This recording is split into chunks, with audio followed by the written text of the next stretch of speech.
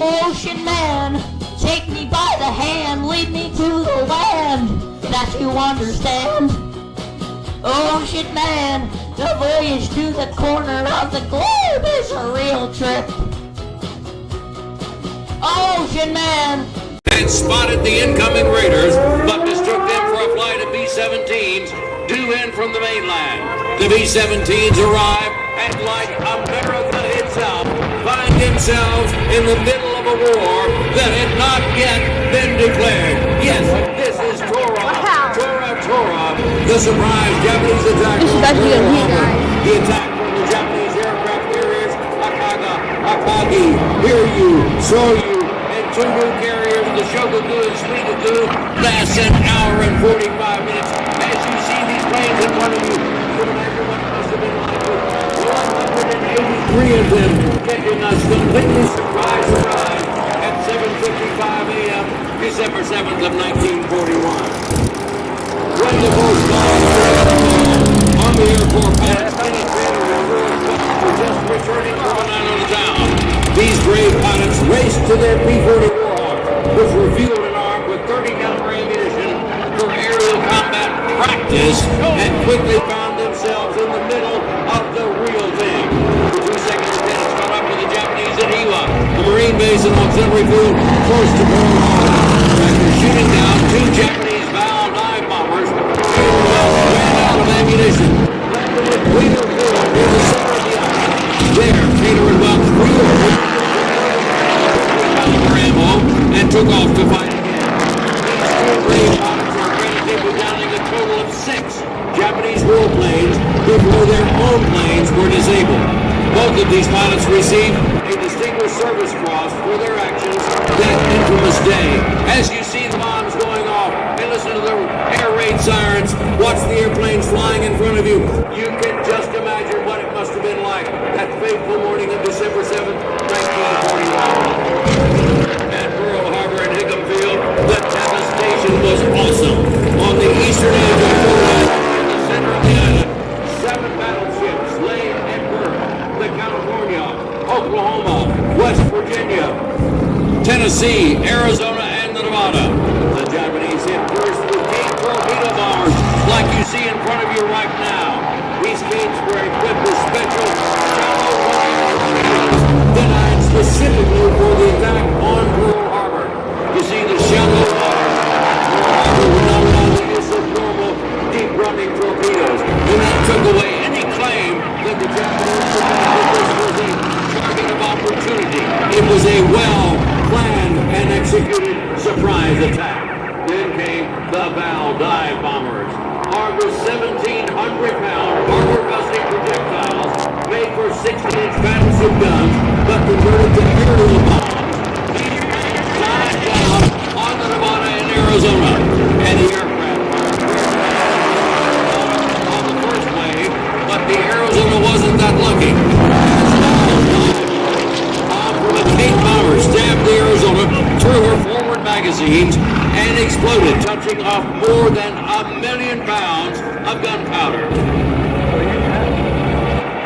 A sailor on the Nevada watched the Arizona jump up at least 15 feet in water and break into two, forever entrapping 1,200 American servicemen in an underwater tomb that you can still see today. The ship sank in less than 3 minutes. Meanwhile, at Bellows Field on the northeast coast of the island, more U.S. Army Air Corps pilots were racing to their P-40s. Just then, Japanese Zeros appeared and started strafing runs. One P-40 pilot was killed just as he stepped into his cockpit. 2 other P-40s just as they left off the ground. This is Tora Tora Tora. We're taking you back to that fateful day of December 7th, 1941. You are there, and you can imagine what it must have been like with 183 of the airplanes that you see in front of you right now, bombing Pearl Harbor, Hickam Field, and all over the island of Oahu. That flight of 16 B-17s coming from the mainland arrived and are immediately attacked by the Japanese Zeros. With the confusion, B-17s were shot at by friend and foe, and the frightened crews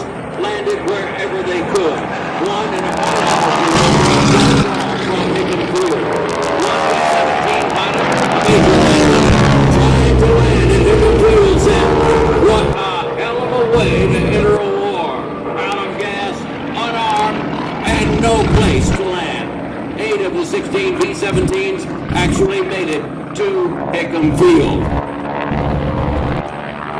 Ladies and gentlemen, this is what it was like. You can just imagine, with 183 fighters and bombers from Japan's first air fleet. The bombs going off, the strafing runs, the sound of the air raid sirens. This was just what it was like. Tora, Tora, Tora. The attack on Pearl Harbor from all of those aircraft carriers. The Japanese wanted us to believe that it was a target of opportunity, 41, and you are there.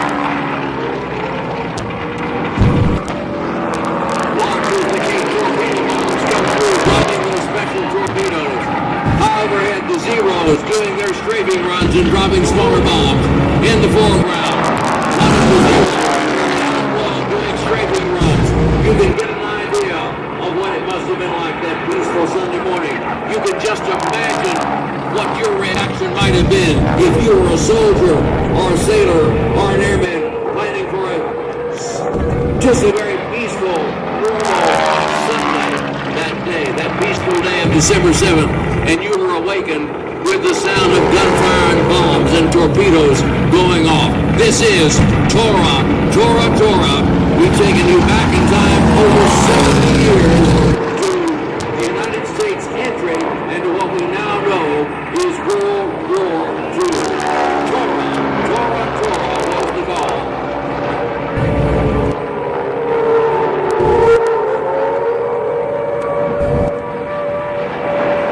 Look at the planes in front of you. Listen to the sounds of the bombs. You can just imagine what it must have been like if you were on the ground and not expecting this.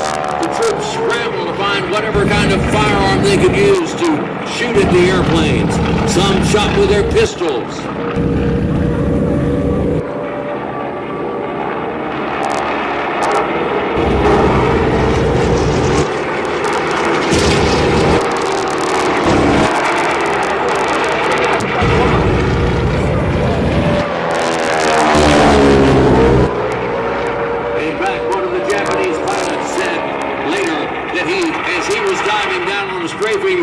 He saw a lone Marine with a .45 caliber automatic pistol in his hand shooting at the marauding Japanese, calling him the bravest American he had ever seen.